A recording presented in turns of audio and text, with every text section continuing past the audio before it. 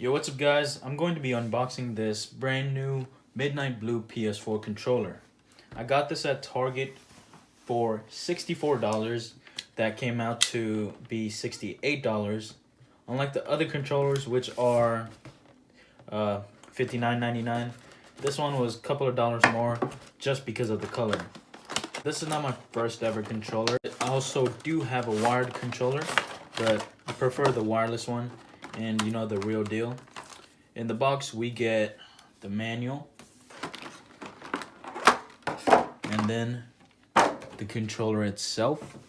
It looks really nice. Here's what it looks like compared to the black controller.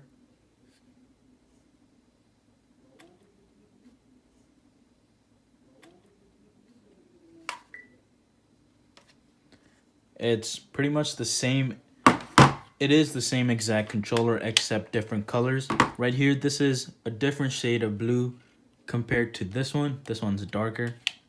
On the back, it has two different shades. The front is a lighter blue and the back one is a darker blue. Just like in the black controller, it kind of has the same effect on both of these.